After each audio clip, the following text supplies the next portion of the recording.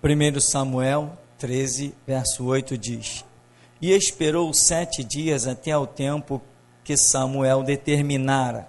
Não vindo, porém, Samuel a Gilgal, o povo se espalhava dele. Então disse Saul: Trazei-me aqui um holocausto e ofertas pacíficas.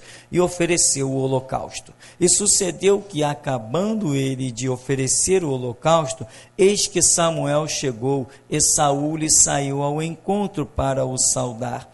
Então disse Samuel: Que fizeste? Disse Saul: Porquanto via que o povo se espalhava de mim, e tu não vinhas nos dias aprazados, e os filisteus já se tinham ajuntado em Micmás, eu disse: Agora descerão os filisteus sobre mim a Gilgal, e ainda à face do Senhor não orei. Forcei-me e ofereci holocausto. Então disse Samuel a Saul: Agiste nesciamente e não guardaste o mandamento que o Senhor teu Deus te ordenou, porque agora o Senhor teria confirmado o teu reino sobre Israel para sempre. Porém agora não subsistirá o teu reino. Já tem buscado o Senhor para si um homem segundo o seu coração, e já lhe tem ordenado o Senhor que seja chefe sobre o seu povo, porquanto não guardaste o que o Senhor te ordenou. Amém. Você pode sentar. Esse tão conhecido texto, este episódio do reinado de Saul, Saul, homem levantado por Deus, Saul, homem rejeitado por Deus. Deus nunca levanta ninguém para rejeitar, não é este o projeto de Deus. Mesmo ele, na sua onisciência, sabendo que lá na frente a pessoa vai descer, entre aspas, isso logicamente, vai decepcioná-lo, contudo, ainda assim, Deus, que é fiel à sua palavra, ao momento em que a pessoa está no prumo, ele abre os céus, então ele chama a pessoa, hoje mesmo sabendo que amanhã esta pessoa vai prevaricar, enfim. Muita gente não entende isso. Ah, fulano caiu, então não foi Deus que tinha levantado. Não, nada disso. Fulano caiu e Deus o tinha levantado. Por quê? Porque se hoje todos nós não temos o livre-arbítrio, então hoje estamos na presença de Deus, mas temos liberdade e as lutas e provas estão aí. Nem sempre todos passam nas lutas e nas provas. E o nosso livre-arbítrio está também dia após dia aí. Hoje eu quero andar com Cristo e não me interessam as riquezas do mundo. Mas se amanhã eu achar que não é bem assim, o meu livre-arbítrio vai me apontar outros caminhos. Então, não é uma questão de que quem caiu não tinha a Deus. Não, não é nada disso. As pessoas caem pelos fatos. Adão foi um homem levantado por Deus? Adão caiu? Eva foi uma mulher levantada por Deus? Eva caiu? Mesma coisa Saul, e mesma coisa milhares e milhares no tempo da igreja contemporânea, no tempo que nós estamos vivendo. Então, o que temos aqui é uma percepção. Quem tem a direção? Nós vemos Saul, que tem uma direção. Ele é um rei, ora, todo rei tem uma direção. Todo rei tem uma direção, ainda mais Saul, como não há dúvida em que nós conhecemos a história, Saul, um homem levantado por Deus. Dúvida nenhuma. Então ele tem uma direção. E ele tem uma situação em que ele está esperando por Samuel, e aqui diz que ele esperou quanto tempo? 7 dias. Meu irmão, aprenda uma coisa. Quem espera em Deus, não tem limite. Se eu digo, estou esperando em Deus, eu não posso contabilizar 6 meses, 1 ano, 5 anos, 10 anos. Se eu estou esperando em Deus, definitivamente, estou esperando em Deus. Acabou a história. Entendeu? Então aqui diz, esperou 7 dias até o tempo que Samuel determinara. Não vindo, porém, Samuel a Gilgal, o povo se espalhava dele. Samuel falou, vamos imaginar, mais ou menos com 7 dias eu estou chegando aí. Mas ele não apareceu. Mas Saul estava esperando, não em Samuel. Ele tinha que estar esperando em Deus. Porque o holocausto, o sacrifício que seria feito não era para Deus. Então, vamos aguardar, mas não foi isso. Ele vai, traz os holocaustos aqui. Samuel não chegou, traz as ofertas e diz que sucedeu que, acabando ele de oferecer o holocausto, eis que Samuel chegou e Saul lhe saiu ao encontro para o saudar. Quer dizer, eu acho que Saul ainda estava lá com os respingos dos sangues dos holocaustos dos animais, ainda estava com os vestígios do holocausto, quando Samuel vem chegando. Por questão de, depois o que Samuel vai dizer assim para ele? Teria o Senhor confirmado o teu reino para sempre, porém agora não subsistirá. Questão de quanto tempo? Foi só o tempo, Samuel já estava chegando, foi só o tempo de Saul oferecer o holocausto. Irmão, não tenha precipitação. Não tenha precipitação. Você está andando com Deus? Então deixa o mundo se explodir. Deixa o que tiver que acontecer, acontecer. Você está andando com Deus? O que pode te atingir se você está andando com Deus? Você tem projetos de Deus, você está andando neles? O que pode frustrar os planos de Deus sobre a sua vida? Isto é que faz você realmente esperar em Deus e não ser precipitado. Quando você tem plena consciência dos seus passos e convicção do Deus que você serve. Mas Saul parece que não tem tanta convicção. Primeiro ele diz, caramba, os filisteus vêm contra mim e eu ainda não ofereci um holocausto. Eu ainda não sacrifiquei ao Senhor. Ia fazer diferença um sacrifício a mais, um a menos? Que venham os filisteus. Amém, meu irmão? Vai fazer diferença um culto a mais, um culto a menos? Que venha o exército do diabo. Pode vir, estamos prontos. Não vai ser mais um culto ou menos um culto que vai nos preparar. Então a mentalidade de Saul não está perfeita. Os conceitos dele não estão muito bem equilibrados. Ele está meio fora da realidade. E isso vai custar muito caro. Acabou de oferecer o sacrifício. Aí Samuel chegou. Resultado, diz... Então disse Samuel, que fizeste? Porquanto via que o povo se espalhava de mim, e tu não vinhas? Nos dias aprazados, os filisteus já se tinham ajuntado em Micmas. Eu disse, agora descerão os filisteus sobre mim, e ainda a face do Senhor não orei. Forcei-me, ofereci holocausto. Então disse Samuel, agiste neciamente, não guardaste o mandamento que o Senhor teu Deus te ordenou. Porque agora o Senhor teria confirmado teu reino sobre Israel para sempre. Ora, não guardou o mandamento? Qual era o mandamento que ele tinha que ele não guardou? Aqui tem vários mandamentos nessa passagem simples. Primeiro, espera por Samuel. Por quê? Porque tem um sacrifício a ser feito. E você não pode fazer. Quem vai fazer? Quem tem a direção para fazer esse sacrifício? É Samuel.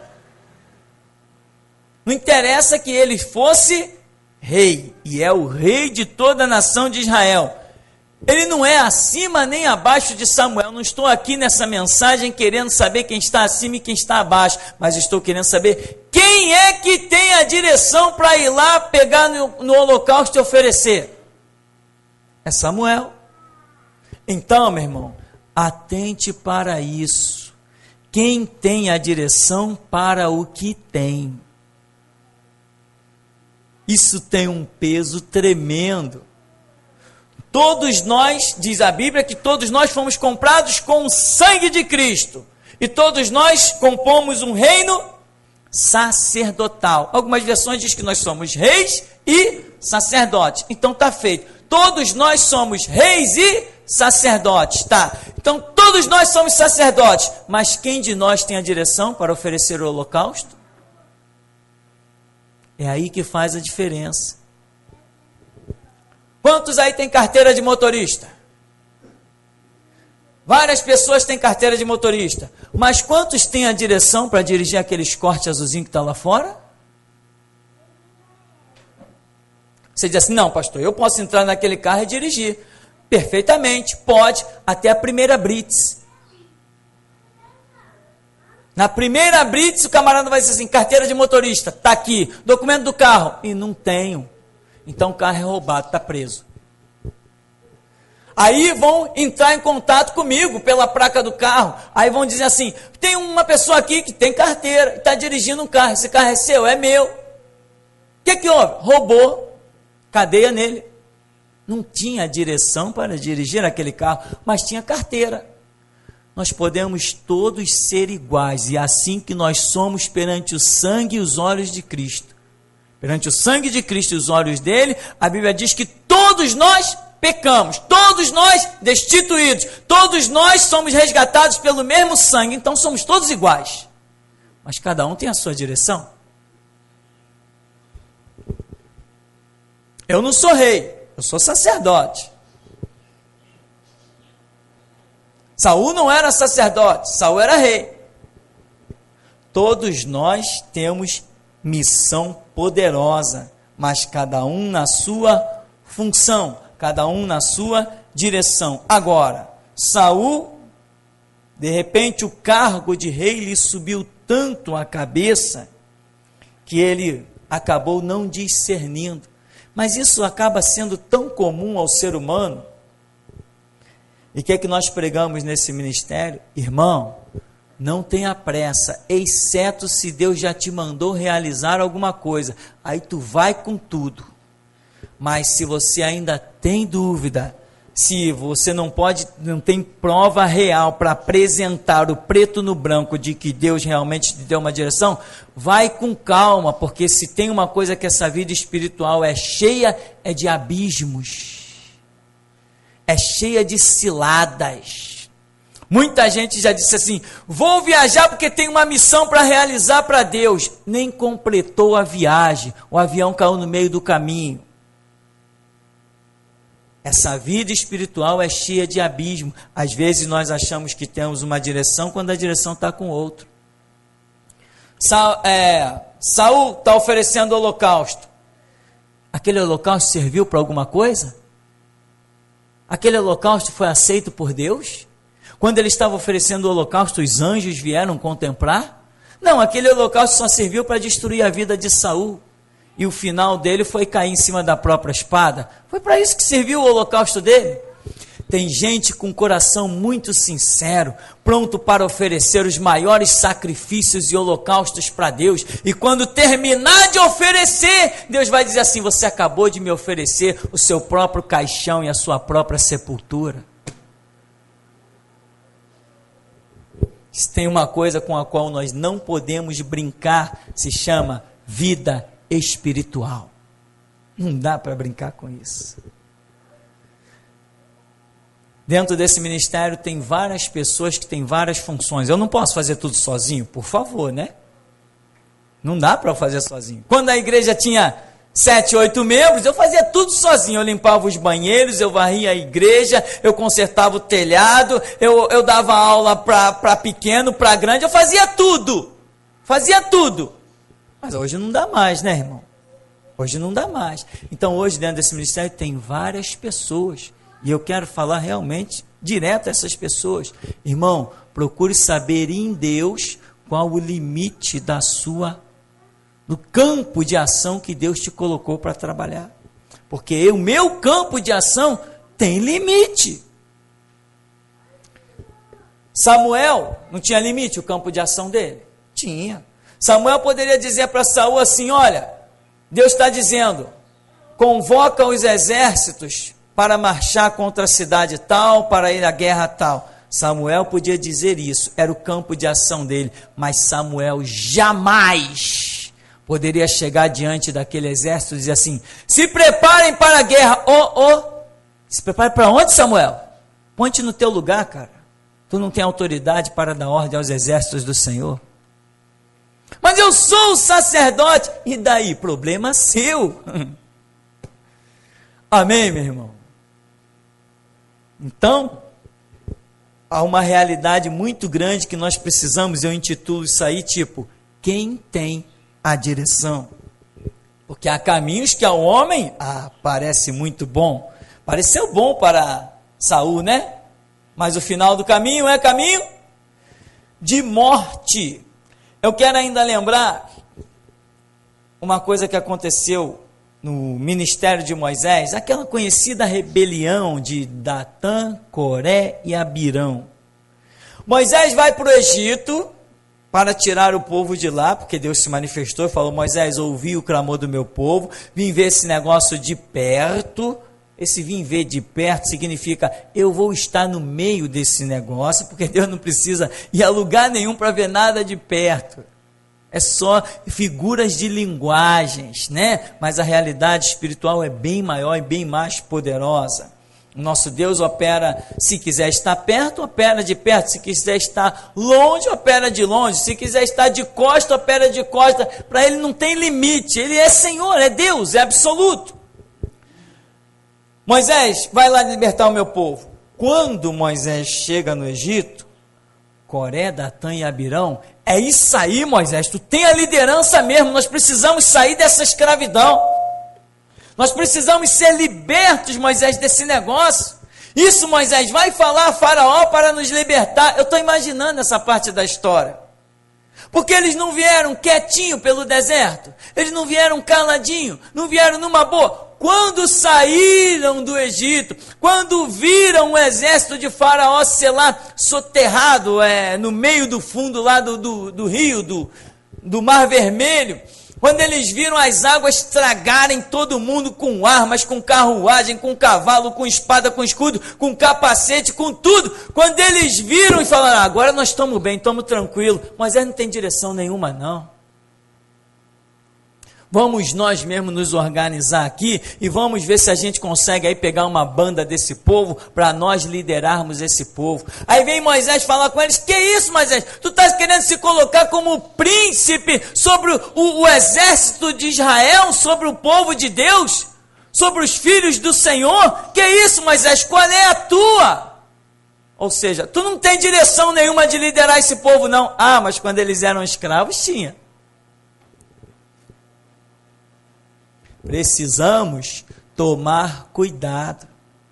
Quando vem uma direção de Deus que nos agrada, é isso aí, vamos nessa. É justamente o que eu estava pensando, caramba, vamos junto. Mas quando a direção de Deus não me agrada, não, isso aí não é direção de Deus, não. Não, que isso? Isso é uma loucura. Isso é uma loucura, que ideia maluca.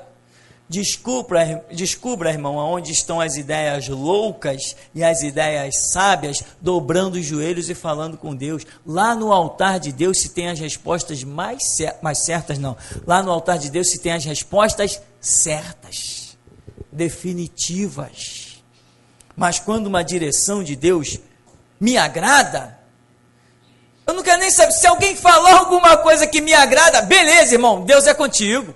É isso aí, é justamente isso, porque me agrada. Mas se é algo que me desagrada, não importa se for o próprio Senhor Jesus encarnado, que nem foi para Israel falando, eu digo, tens demônio. Tens demônio, tu blasfemas.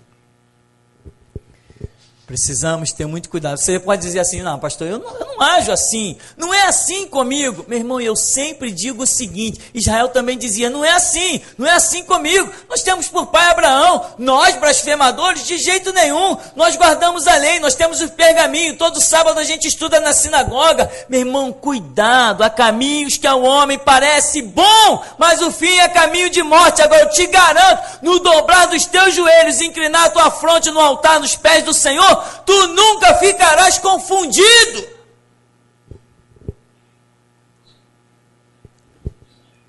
Nós vemos em Números, capítulo 26, eu vou dizer o que tem lá. Em Números, capítulo 26, Deus chega para Moisés, aí é ministério de Moisés, lá em Números. No capítulo 26, Deus diz assim: Moisés, vai tomar o censo, vai contar o povo, vai ver quantos guerreiros tem a partir de tantos anos, vai ver quantos já fazem parte do exército. Moisés, vai lá e conta o censo. Tá bom. Moisés foi lá e contou o censo. Depois do reinado aqui de Saul, vem um homem chamado Davi. E já em 2 Samuel, no capítulo 24, Davi vai contar o censo. Não sei se ele tinha lido em Deuteronômio que Moisés fez, eu não sei qual foi a história, mas Davi vai contar o censo. Quando Davi conta o censo, diz a Bíblia que isso pareceu mal aos olhos do Senhor. Diz a Bíblia que Joabe, um dos chefes do exército, instou com Davi: não, multiplique Deus esse povo não sei quantas vezes mais, mas para que tu quer contar o censo? Davi, um homem de guerra, está preocupado com o número dos seus guerreiros e está esquecendo que todas as vitórias que foram dadas a Israel não foi pelo braço de Israel, foi pelo braço do Senhor. Deus não precisa nem de muitos nem de poucos para ganhar a guerra, ele precisa é dele mesmo. Quando ele está à frente de um exército, a vitória é certa. Quando Deus desembanha a sua espada, os inimigos simplesmente não conseguem lançar uma flecha nas portas de Jerusalém. Deus nunca precisou de exército de multidão, nada disso. Lá com Gideão de 32 mil, ele reduz para 300 e ainda assim não deixa ninguém sacar da espada. Quando eles chegaram lá no campo de batalha, já estavam os inimigos todos mortos.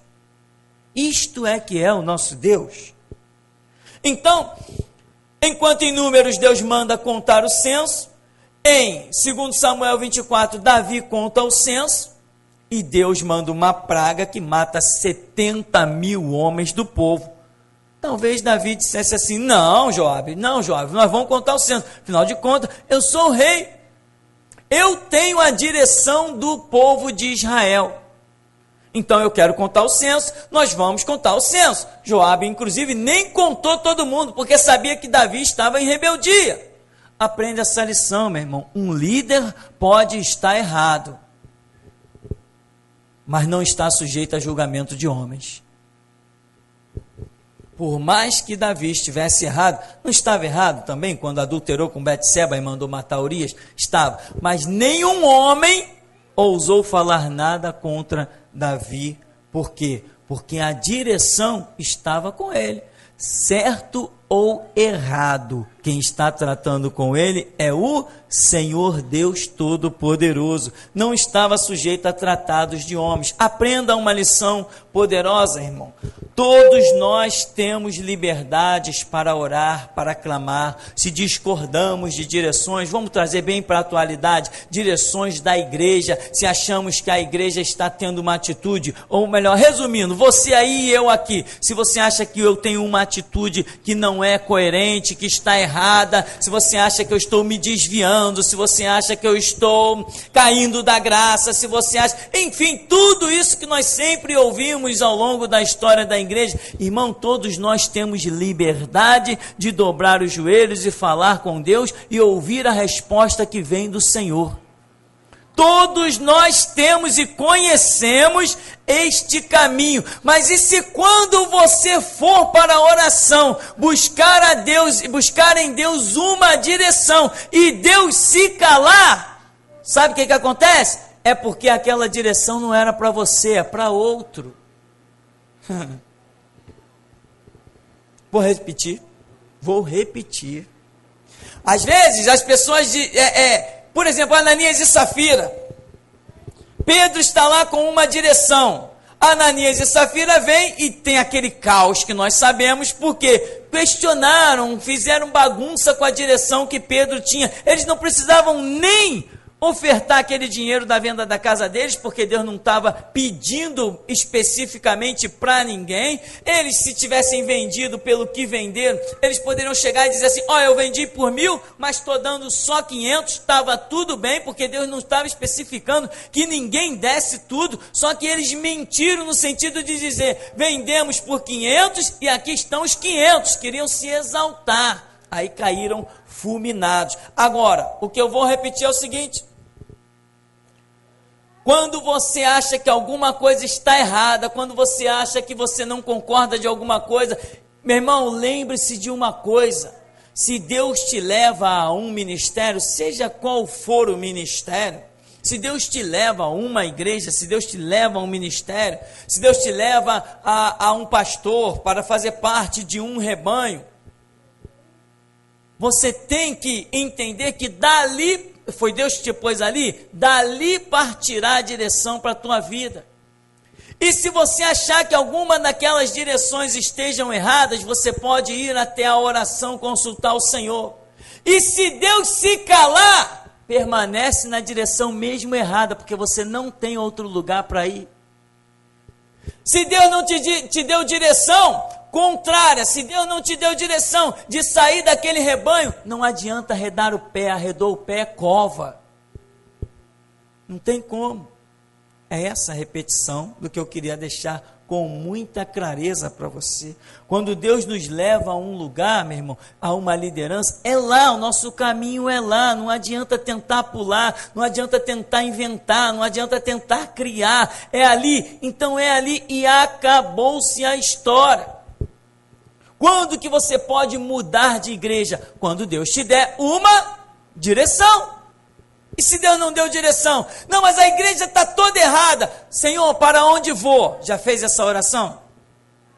Se não fez essa oração, pode permanecendo quietinho, porque para qualquer lugar que você for, você estará indo sem direção. E vai acabar escolhendo um rebanho à vista dos seus próprios olhos. E quem escolhe o espiritual com os olhos carnal, está cavando a própria sepultura. Então, a mensagem dessa noite, ela é bem curta, bem breve. Eu já imaginava isso, desde o começo. E eu quero apenas lembrar que Davi era um homem que tem a direção do exército. Davi é um homem que não é um homem comum. Ele tem 3 ofícios. Davi tem o ofício de rei, de profeta e sacerdote. Ora, um homem com essas 3 funções, o que este homem não poderia realizar? 3 funções. Se ele quisesse oferecer sacrifício e holocausto, ele podia. Se ele quisesse dar ordem para o exército, ele podia.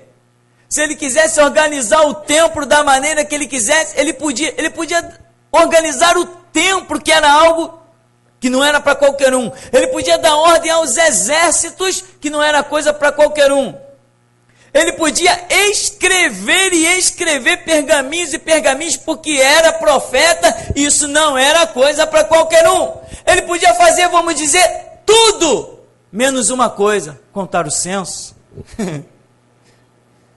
Em outro tempo, menos outra coisa: adulterar com Betseba. Ou seja, por mais que você esteja investido da maior glória do Deus de Israel, ainda assim, tome cuidado, porque sempre haverá alguma coisa que não te compete. Sempre. Sempre. Deus já me chamou de o número 1. Deus já disse para mim que fora desse ministério não tem ninguém com quem Ele possa contar para os propósitos que Ele trará nos próximos anos sobre a terra. Deus já me exaltou na minha intimidade, eu com Deus. Deus já me colocou, como se diz na gíria, já encheu a minha bola. Mas eu tenho plena consciência que eu tenho que dia a dia buscar a direção, porque a qualquer momento pode acontecer uma situação em que não será da minha competência tomar a decisão, tomar a atitude ou realizar alguma coisa. Para resumo, há caminhos que ao homem parecem bons, muito bons, mas o final é caminho de morte. Então, meu irmão, está com dúvida? Está com dificuldade? Está buscando respostas? Vai para os pés do Senhor. Mas se Deus não está falando, se Deus não está falando contigo, é possível que esteja falando com outro. Mas Deus não está me dando a direção. Se Deus não está te dando a direção, é porque provavelmente está dando a direção para o outro. No meio do povo de Israel, quando saiu do Egito, há um historiador que coloca várias pessoas dizendo assim: Moisés, vamos para tal direção. Moisés diz: não, vamos para tal. Outros já chegavam e diziam assim: Moisés, para qual direção nós vamos? E ele dizia: vamos para tal. Mas tinha tanta gente, não podia ali, de repente, uns tomarem uma direção diferente? Ora, o tempo que eles levaram para passar ali, 40 anos, historiadores mostram que eles podiam ter feito caminhadas ali em apenas 3 meses. Muita gente não poderia questionar Moisés, dizer assim: Moisés, esse caminho aqui é muito longo, vamos por esse aqui que é muito mais perto, nós vamos economizar muito. Mas com quem estava a direção? Então, irmão, às vezes a direção de Deus é diferente das facilidades, do comodismo, né? Às vezes a direção de Deus é para que sejamos provados, como diz a Bíblia, né? O Senhor Deus te guiou pelo deserto 40 anos, te deixou ter fome, te deixou ter sede, para provar o teu coração, para ver o que lá estava contido. Amém?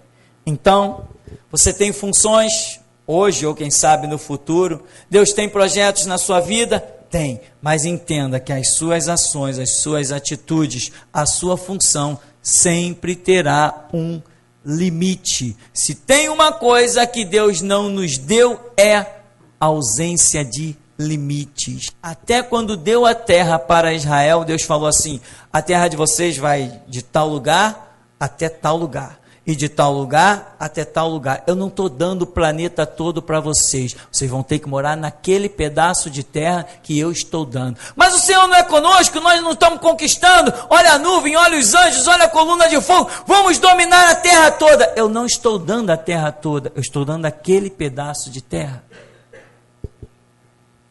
Mas não podia ter dado a terra toda logo? Podia, mas não quis. E nunca foi projeto de Deus que Israel fosse uma nação que se espalhasse por todo o globo terrestre. A doutrina, sim. O nome de Deus, sim. Mas o povo, não. Amém, irmãos? Por mais que Deus seja tremendo, grandioso, por mais que Ele invista nas nossas vidas, temos que reconhecer, sempre haverá um limite. Amém? E até aqui nos tem ajudado o Senhor.